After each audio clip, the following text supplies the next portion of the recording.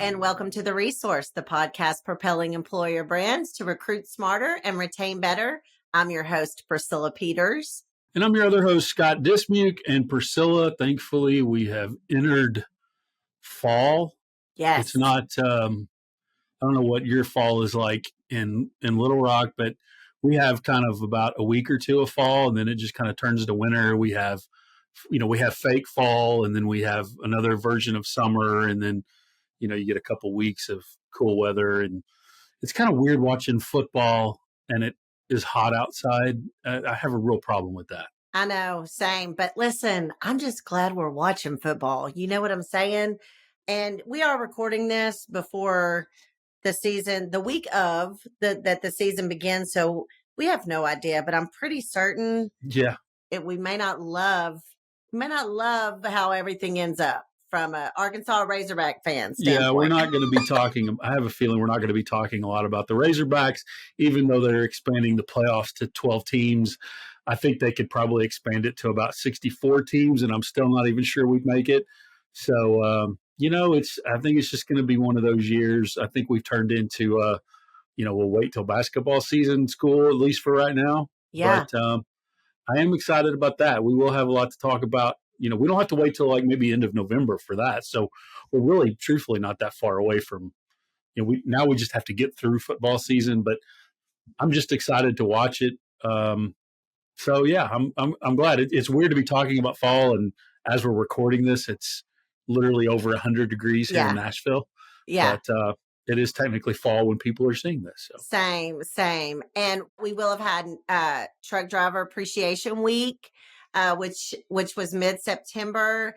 And then, listen, I don't know if anyone's as excited as I am, but we are opening registration for the Recruitment and Retention Conference. I'm gonna lose sleep on my excitement for that, for sure, 100%. I can hardly wait. It's our favorite time of year. Yeah. Yeah, I can hardly wait. I do. Actually, I do. That is my favorite conference that we go to. It's a lot of fun.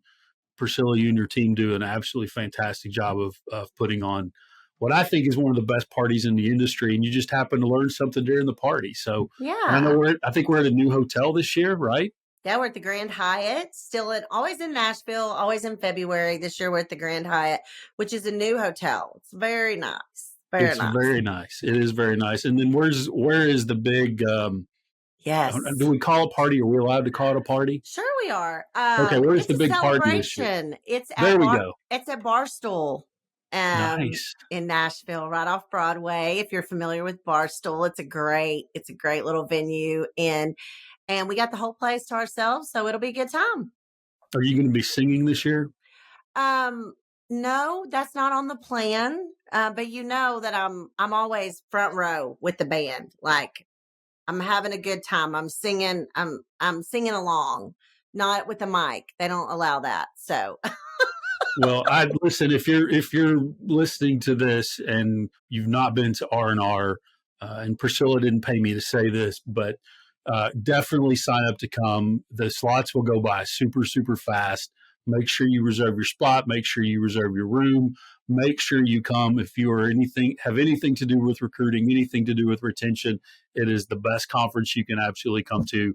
So don't waste time. Get signed up when they open up registration, and I'm sure we'll have a lot of information on that coming very, very soon. Yes. How was that? Was that a good plug? Are we good? Yeah, that was great. We might hire you to do our advertising for the conference. All right. Well, you'd probably get me pretty cheap, so I would do it. I would do it. So, all right, folks, it's that time on The Resource. We start every episode with 2 must-know data points and resources that will keep you ahead of the curve in your recruiting and retention game. So, Priscilla, what are you bringing to the table today? So, something for everybody to think about. Scott, do you know how much money on average is going to be spent this election cycle? In case you haven't heard, we're in the middle of an election. So just take a stab at the number of dollars that they're predicting will be spent just from the 2 main presidential candidates. It will be in the billions. It is, in fact, in the billions. It is 10 billion with a B. So what does that mean as someone who's trying to recruit drivers online, right? It is something to think about. So, just so you know, to put that in perspective, online ad spending overall is predicted to rise over these next couple of months that we have left, predicted to rise 156%. And as you're looking at, okay, during this election cycle, what does that mean for me? Some things to think about are make sure that you're not putting a majority of your eggs in the baskets of more mainstream type search engines. You know what I mean? Like capital G, if you will.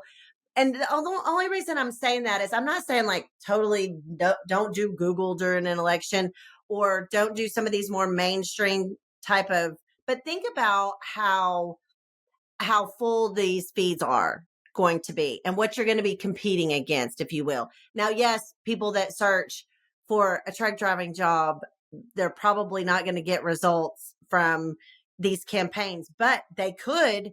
There are ways that they could be setting up those campaigns to hit anyone and everyone. And folks that are looking for a job do play into some policy. So there's just things to keep in mind there. So here's what I would tell you. Focus on what we call it our SEM interactive, but really search engines that are specific to jobs, specific to those who aggregate jobs. And that way your jobs, your job descriptions, your recruitment advertising will show up where it needs to. Make sure you're updating your assets. This is not a time where you want to be running ads on social media and your photos and your videos and all the things are stale and have been there for a while, because you're just people are gonna become blind to your ads. They're already going to be saturated with everything that's going on. And so just really think about, not only are you competing against everyone you always are, but it's also important to just think about, oh, wow, we're in the middle of quite the election, if you will. And there's a lot of advertising dollars being spent. And so just kind of keep that in mind when you're developing your strategy, and just being sure that you're real cognizant of that. So coming from my previous life where I worked and ran political campaigns, you're exactly right. That is where a majority of that money is spent, is on advertising. So that's pretty extremely important what you just said. So here's where I'm going, and it's interesting that we never talk about what our data points are. So when I hear yours, it's for the first time, and vice versa. So I recently read a report by Gallup. So, Gallup, that, they do polls and, talking about politics. So this was actually a report that they released in 2019, but there's some pretty crazy numbers in there as it relates to employee turnover. So first of all, this report was based on overall U.S. business. It wasn't really focused on the trucking or transportation industry. But the number that really stood out to me is 1 trillion with a T, $1 trillion. And according to the report, that's what U.S. businesses are losing every year due to voluntary turnover. And so the report said that the cost of replacing an individual employee can range from one half to 2 times the employee's annual salary. And they said that's actually a conservative estimate. So if you're a 100-person organization that provides an average salary of $50,000 and have turnover, that replacement cost is approximately anywhere between $660,000 to $2.6 million a year. If you relate that to drivers, and PDA has done a lot of research on this, and we've estimated based on our research and conversations with folks that a very conservative number on the overall cost of replacing a truck driver is conservatively at $10,000. So what we believe, and what we talk, and what process we walk all of our partners through, is the first step to reducing turnover is to understand and know what your cost per loss is. So what is it costing you in lost revenue to voluntarily lose a driver? So I think we need to start looking at driver turnover differently than we do. We kind of look at it as this revolving door. But in the last year, what are most carriers? I mean, I don't know about you, but when I've talked to most carriers, and frankly, most businesses over the last year, have been looking at cutting costs and saving money. Turnover is never going to be 0%. It doesn't matter whether you're in trucking. It doesn't matter whether you're in healthcare. Everybody has some sort of turnover. But if you can reduce turnover by just 10%, what can that mean to your bottom line? That's some substantial savings that you could make to your bottom line. So yes, turnover is about culture. It's about competitive pay. It's about communication. It's about hiring the right people. And it's even about respect, but it is also about costs, and it's also about savings. And so we're going to put a link in the show notes to this Gallup study. It's very, very interesting. I would encourage you to go read it. But if you already don't know, you need to know what it costs your company to lose a driver. What lost revenue do you have? Because that is something that if you know you can effectively reduce your turnover, you don't have to fix it. Nobody's going to fix it perfectly. But what 10, what 15, what 20% reduction in your turnover can mean to your bottom line, and how much money that can save you, is extremely important for all businesses, all times, but especially right now. So that was my data point, $1 trillion. Wow. I like the idea of the CPL, but not the traditional CPL of cost per lead, but cost per loss. Mm-hmm. That's something that every carrier, I feel like, should know and understand. Yeah, and that cost per lead and that cost per hire is part of that overall cost per loss, because that replacement of that and that recruiting of that driver is part of that, but also is the lost revenue and things of that nature. With your equipment sitting on the fence, there's depreciation and things of that nature. So there's a lot of things that go into that. If you don't know your cost per loss, that's something that we help companies figure out all the time. Reach out to us. We'll be happy to help you figure out what your cost per loss is. So speaking of a lot of those different things, we're going to jump into our interview today. I hope you're ready for it. We've got a great guest. So Priscilla, are you ready to go? I'm ready. Let's do it. Okay. Well, Priscilla, today we have an expert from the Commercial Vehicle Training Association joining us, which is fantastic. Andy Poliakoff is here. Now, Andy, I could sit here and read off your bio, but that's a lot like watching paint dry sometimes. So why don't you just introduce yourself and share a bit about your journey and what you're doing now? Why, Scott, whatever are you trying to say about my bio? That would be like watching paint dry. No, so I am the executive director of Commercial Vehicle Training Association. That association, perhaps a little more interesting than me necessarily, been in existence for almost 30 years. It's the largest association of professional truck driver training programs in the United States. So we have members with 100. We have 100 school members with about 400 locations in 46 states that train 100,000 entry-level drivers each year. I was just a little bit about it myself. I came here about 6 years ago and worked for a period of time doing government affairs at CVTA for a little under 3 years. Went and did some other stuff in the transportation industry, and then have come back here. And for the past 2 years, I've been the executive director. And really, it's an inspiring group of folks to work for and among, folks who are really dedicated to safety and also to creating great opportunities in the trucking space. Those opportunities we all know about, but I think it's great to have conversations like this just to reinforce that and talk about different shades of it. Do you miss the government affairs? Well, as executive director of a small association, Scott, don't worry, I still get plenty of government affairs every single day, right? So we have a great vice president of government affairs here, but nonetheless, that's something that we touch and deal with all the time. I mean, that's, I think, one of the key value propositions of CVTA is that we're able to really be a great support for the advocacy that often, you could say hinders a lot of the folks that are trying to just be out in the world doing great training. There are a lot of, state agencies and, federal folks who purposefully or inadvertently sometimes can make it challenging to make that system run efficiently. So government affairs is it's not the only thing we do by any means, but it's certainly a key thing that we do in terms of wanting to support advocacy efforts in the industry and be, singular voice, especially in Washington, D.C. for all of the motor carriers and the truck driver training schools and all the folks that serve that space to make sure that things are working properly. Very cool. Very cool. Well, we are so excited to have you on. I know you and I got a chance to meet, I guess it was almost a year ago in In DC at an DC. Yep. event. Yeah. So we had a great time. So we're so excited that you're joining us today. But before we dive in to the deep questions, to the deep end of the pool, let's have some fun with our Final Mile First Five, sponsored by Driver.jobs, your destination for hiring the drivers you need for your final mile operations. Driver.jobs, matching the right drivers with the right opportunities for every last mile. All right, we ready for the first five? Sure. So this is I'm in the hot seat of silly questions. Is that what's Yes, going to these happen are here? the fun Okay. ones. These are the fun ones.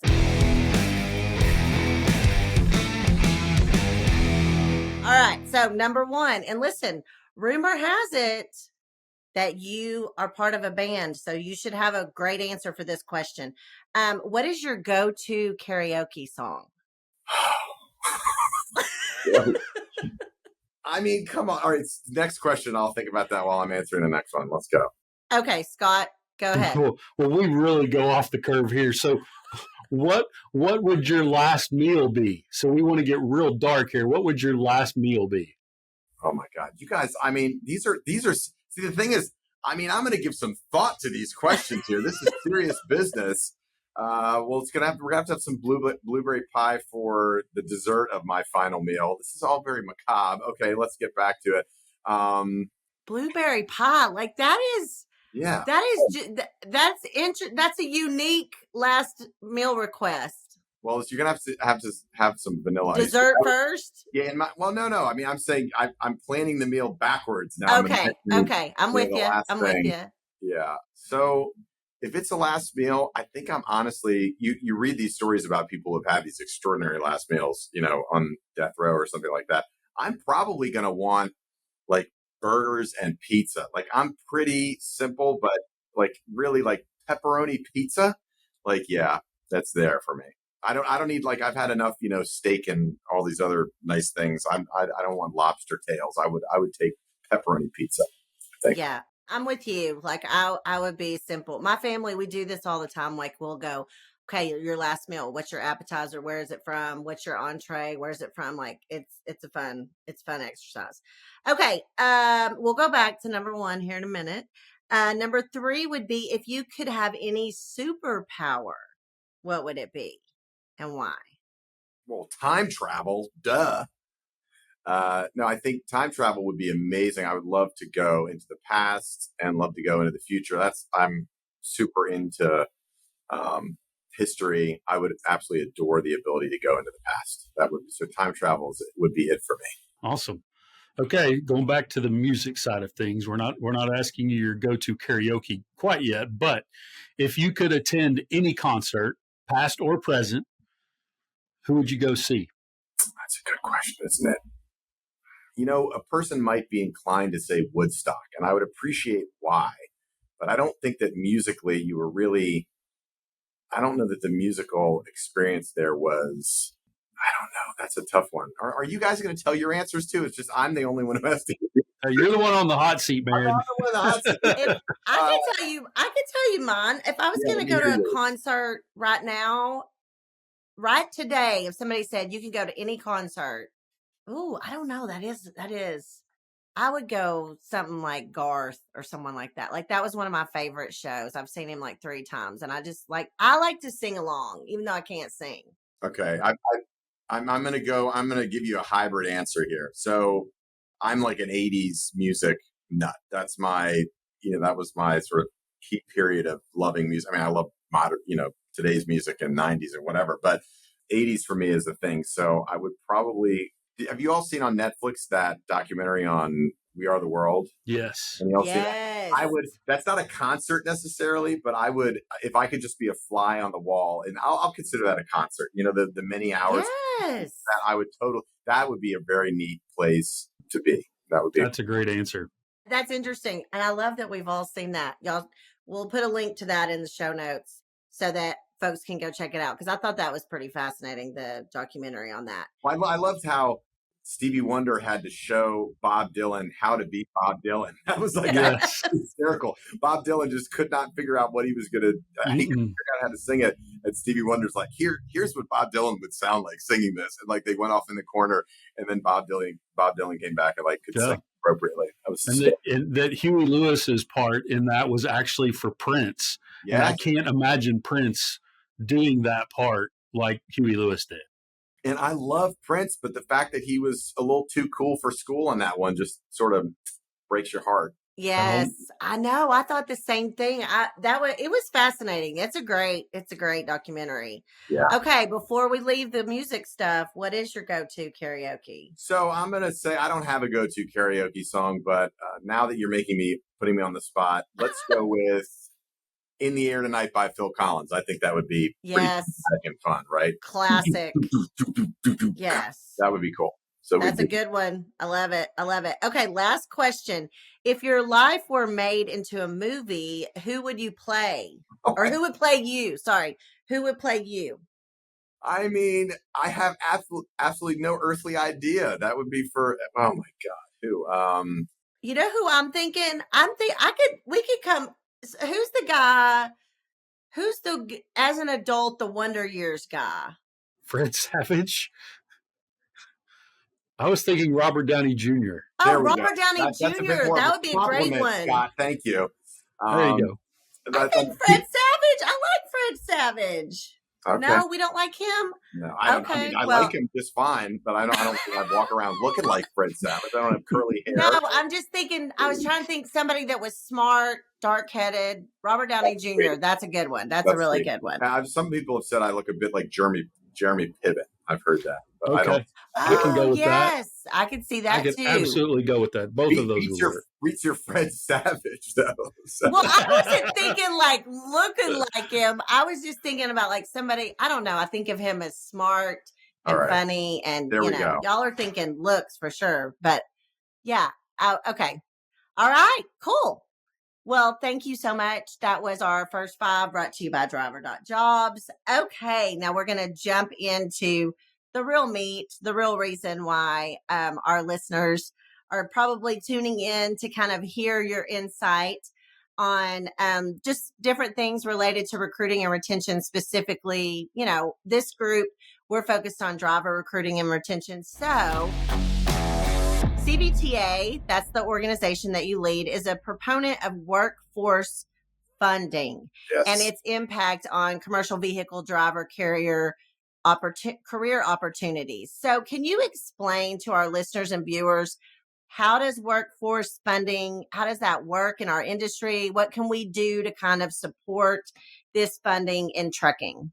Yeah, that's a really good question. I appreciate it. So yes, workforce funding is critical to this industry. In particular, when we think of workforce funding, there's something called Workforce Innovation and Opportunities Act. WIOA is the quick name for it, WIOA. A lot of your listeners may be familiar with that, but that's something that plays an important role, especially in helping underemployed and even unemployed folks gain access to the funding for trucking careers. And essentially, again, many of your listeners may already know this, but I think the value proposition that we talk about all the time in the trucking space is, at CVTA schools, you have folks that are, in order to belong to CVTA, you're really needing to have a minimum of 160 total program hours, right? So that's usually looks like about a 4-week course, typically runs from anywhere to $4,000 to $6,000. And at the end of that, folks are often pre-hired for these jobs, and they're making $60,000, $70,000 a year out of the gates. So imagine the return on investment, spending, we'll just call it $5,000, and then in 4 weeks having a job that pays you $60,000 to $70,000, right? That's huge. It's life changing, and it's even more life changing when you have folks who are really on their last dime, really struggling, unemployed and underemployed, and they can utilize federal funds, which typically flow to the states through the Department of Labor, and then are made available at local workforce boards, et cetera. And they can get full funding for that training and then be in the cab making $60,000 to $70,000 and even more their first year. And truth be told, there are some really extraordinary stories. Really almost bring a tear to your eye. I think one of the things we do at CVTA is we have a yearly Hill Day, a fly-in day, which is where dozens and dozens of members, whether they work for schools or for motor carriers or for what we call associate members, folks that provide the goods and services in that space, they come and tell these stories about individuals who have had their lives absolutely changed for the better through workforce funding. People who were living, in their car, during COVID, because everybody in the family lost their job, and then the husband and wife both utilized WIOA funding and now are doing a husband and wife team driving and making hundreds and hundreds of thousands of dollars, right? Like extraordinary stories, people who were really, really in a terrible spot and then had their lives changed with that funding. We do see on Capitol Hill, when we go to talk about these issues, we see a lot of appreciation of it. At the same time, there's always the risk, I think, that funding will be cut. And we've seen in the past couple of years that there are individuals in Congress, for a variety of reasons we don't need to necessarily get into in this conversation, but they want to either see that funding cut or see the program done away with. And I think that's really problematic. And it's something that we have been effective at CVTA of pushing up against. Because, if you look at CVTA schools that train about 100,000 drivers each year, I think it's about somewhere in the order of 9,500, approximately 9,000 of those folks every year are funded through that WIOA. And it's really the folks that they have really very, very few options at that point. So to be able to use that low cost funding is a beautiful thing. It's not a perfect program, right? We see challenges, and some of your listeners may be, aware of some of the challenges on the state level with some of the funding being sporadic, or in some locations, local workforce boards just sort of magically deciding that trucking isn't an in-demand job, basically because maybe one of the major motor carriers doesn't have their headquarters in that exact little local area. But so that's really the workforce funding is extraordinary. And it's one of the things that we work hard to preserve and to attempt to grow at CVTA, because it makes such a difference in the lives of so many people who want to embrace trucking as a really good example of the American dream. So kind of moving on here just a little bit. So there's no doubt that there's a correlation between effective driver training and driver retention. So can you maybe discuss the impact of driver training programs and what they have on retention, and maybe some specific training initiatives that lead to better driver retention? Right. And I think that's a great question. We get a very unique, working at CVTA, lucky to be here doing so. We get a really unique bird's eye view of both ways that can go. Let's put it this way. So when we travel around to CVTA schools and go on tours, and we bring folks for the Department of Transportation from the FMCSA to tour CVTA schools, you're hearing all the time, oh, my cousin had a great experience coming to this school, and that's why I'm here, and I'm so excited to take this training. Or my brother's friend came to this school and he had such a great experience.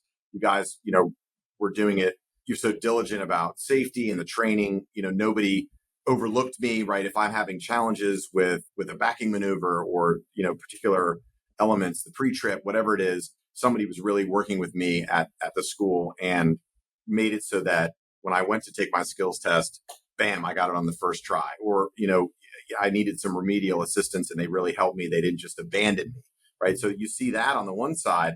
On the other side, you see some of these fly-by-night places, truck leasing. I think that's not always a terrible situation, but it's often, one of the indicators that someone is just going to pay some money. They're going to have somebody just sort of show them the ropes a bit, and then, hey, good luck, go for it and try and pass your skills test. And that's really problematic, because if you think about, maybe envision it as a coin, where one side of the coin is, this culture of safety, and the other side of the coin is opportunity. You really can't have one without the other, because the culture of an organization is what sustains it. And what do we, knowing just even a little bit about any organization or any company, what is going to make a person want to stay there, right? That they trust that they're valued there, they're being well compensated, and the whole situation is operating as it should. And when, where can you be proud to work? Probably that's maybe a good way to describe it. And in the trucking space, I think justifiably it'd be a very difficult thing to be proud to work for an organization that didn't value safety, because safety is such a intrinsic part of what advances what people are proud of when they say, becoming a truck driver. And so training is at the very core of that, because once folks have that initial training and they pass their skills test, at least at CVTA schools, they're often going on to major motor carriers that then themselves have additional training and continuous training, right? The initial training that occurs right after you become licensed and then employed at a motor carrier is often called finishing training. And that's when you get even more and more weeks of assistance and support, so you can begin the journey to becoming a masterful driver. No one is saying that anyone is in that position immediately upon graduating from any initial program, but understanding that culture of safety from the moment that you begin training instills a certain level of pride, and seeing that you're part of this system that's reputable and is a positive influence on the transportation industry is, I think, a key to driver retention. Now, you asked about training. One of the things that CVTA has been working on for decades, and we're extremely proud to see that it has finally come to fruition, is something called entry-level driver training, ELDT. Some of your listeners may be aware of that. And that is national minimum training standards that have become federal law as of February 2022. And so that is something that CVTA worked on for quite a long time. We participated in what's called at the federal level a negotiated rulemaking that went through the Department of Transportation's FMCSA, where many, many stakeholders got together to all advance this shared goal, but to do so with in a negotiated environment where these conversations were occurring between entities that wouldn't necessarily all be in the same room together. Safety advocates, owner-operators, insurance companies, motor carriers, truck driver training advocates like CVTA, all of those folks came together to create what is now called ELDT. And that has become federal law. And in the last 2 years, CVTA has been working to ensure that the FMCSA enforces that appropriately, because as to the initial point, all those sort of bad actors, we call them in the industry, that are, that run sort of CDL mills, et cetera, we're trying to make sure that those folks are out of the industry, because they're bad from a consumer protection standpoint. They take people's money and then just sort of send them off to go just do your best without any, real formal training. And that ELDT has been really important, and it's been decades and decades in the works, and we're really proud of it. And we think that it's a minimum training standard, but we're really proud that it's, at a minimum, able to provide a mechanism to remove bad actors from the space. It creates what's called a training provider registry. And so if folks aren't adhering to the rules, they're not licensed, they can be removed from the training provider registry. And that's one of the things that we work on at CVTA. That's very interesting. I mean, I think that's great, even for those who may not be motor carriers who are listening, to just think, oh, wow, all of this exists that I didn't realize. And it really does impact safety, which impacts retention, which, honestly, our everyday, like you said, our consumer lives too. Okay. Next, we want to just kind of shift a little bit. And you kind of talked about entry level training programs. And so this kind of piggybacks off of that a little bit. But on our last episode that we had, we talked about the high percentage of commercial truck drivers that are over the age of 55. So we know as an industry, we're in this pickle, right? Where lots of folks retiring out.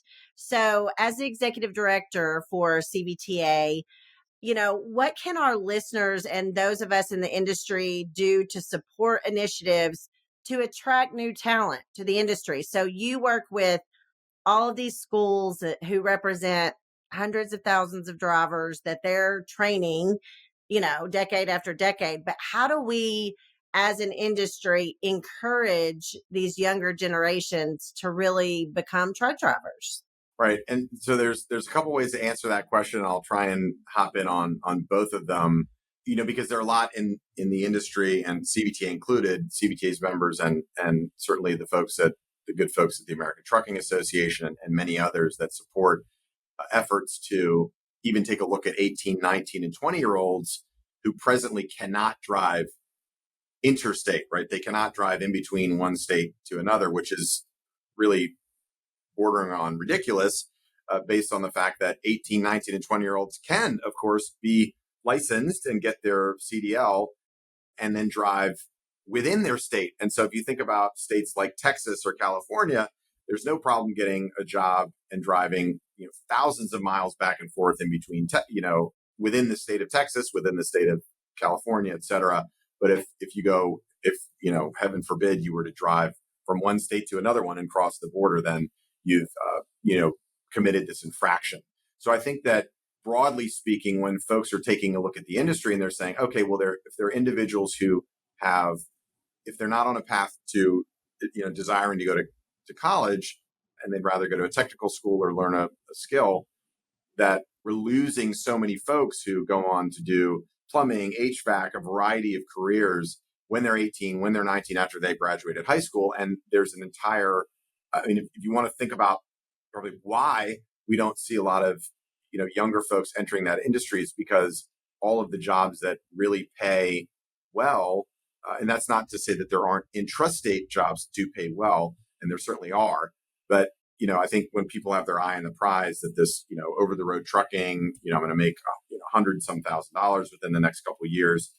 If I really grind and go for it, that's interstate.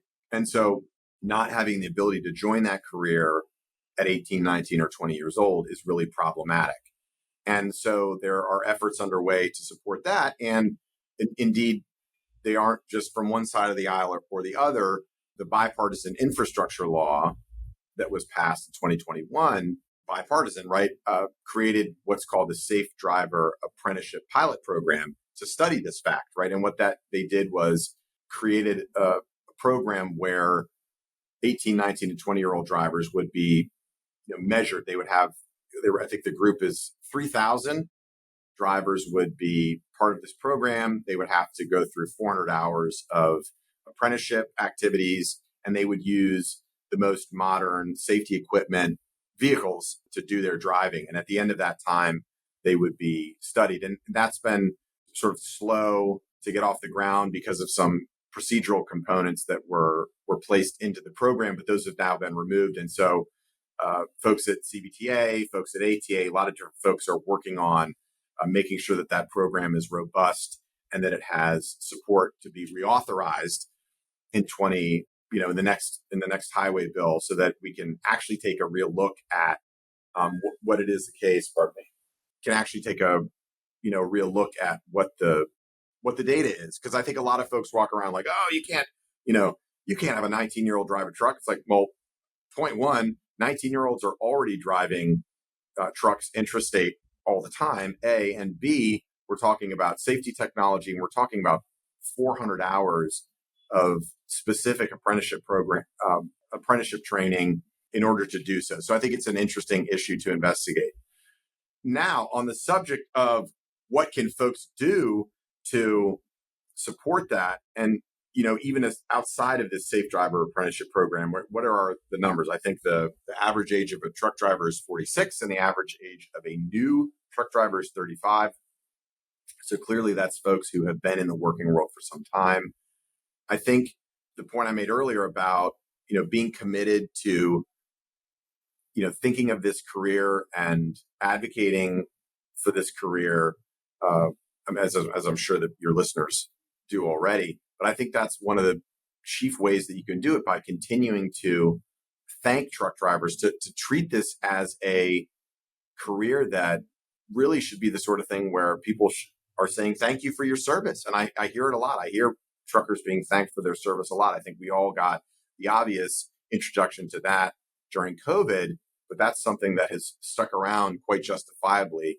And I think it's the right thing. I think another thing that your listeners can do is not be drawn in by the notion that, autonomous vehicles and these sorts of things are going to, make this career go away anytime soon at all.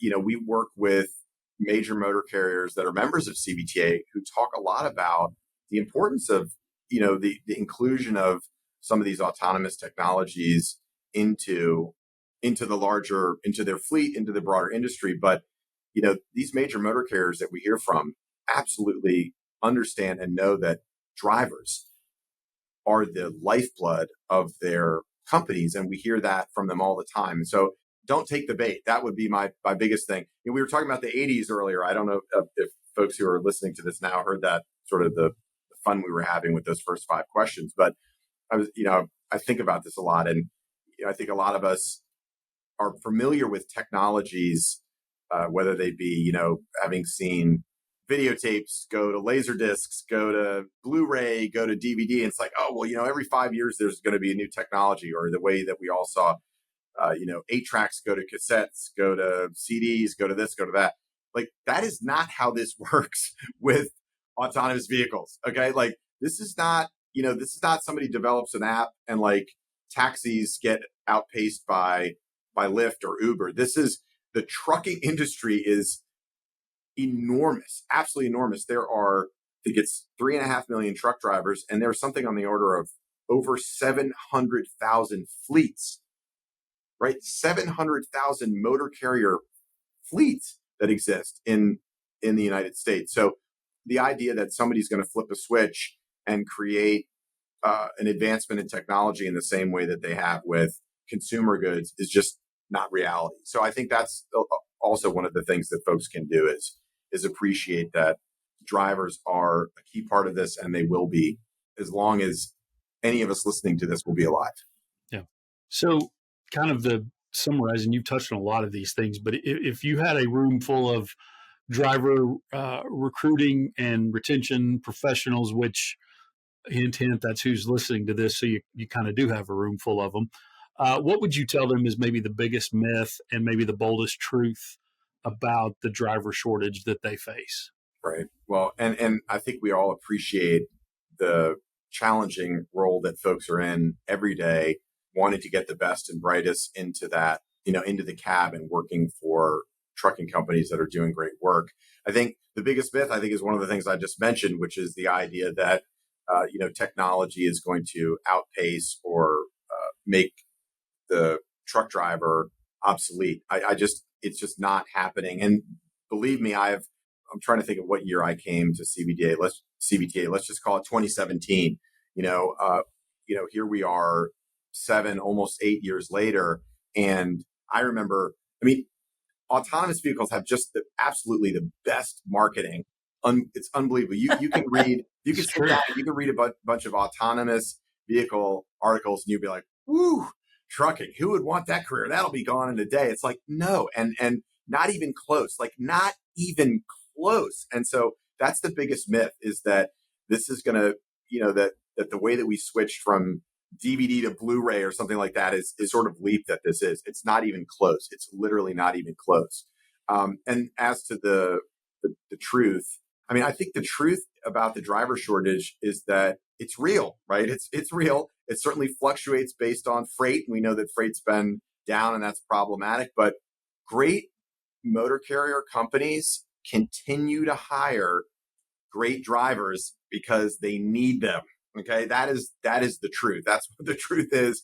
And especially too, because these motor carriers know that drivers are part of the national infrastructure. Like at CVTA, we participate in a great organization called Task Force Movement, which was convened by the Biden administration during COVID, and is an opportunity. We had a meeting in New Orleans last week, and we had a meeting at the White House Executive Office building a couple of months ago. And there were people in that room talking about trucking as part of national security, right?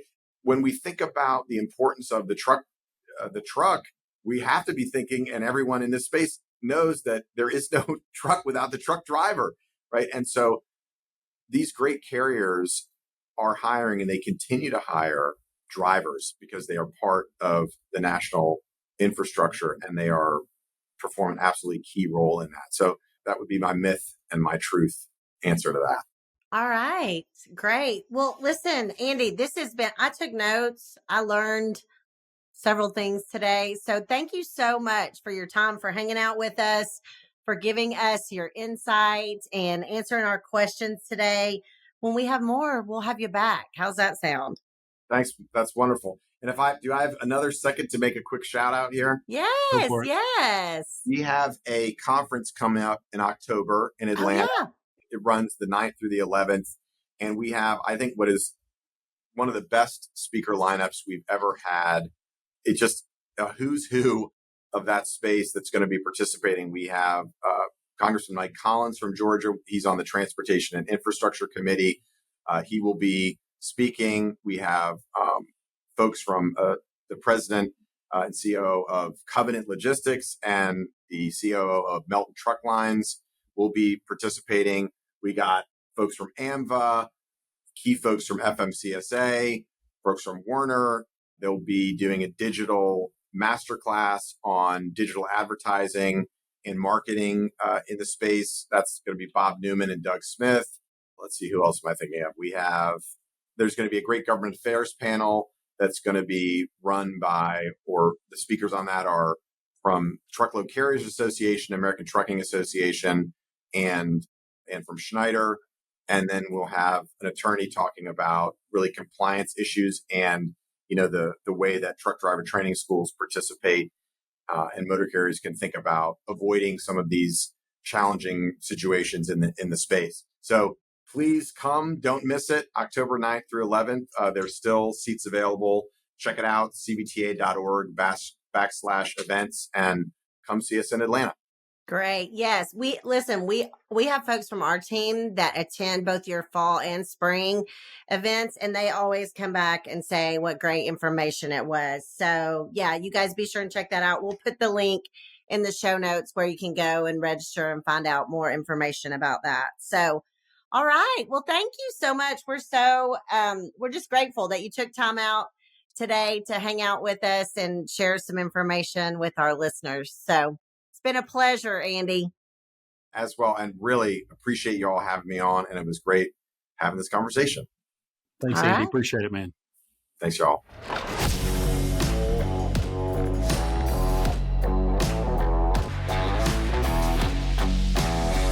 All right. Well, thanks for listening. If you enjoyed today's episode, give us a virtual high five by leaving a rating and review on your favorite podcast platform.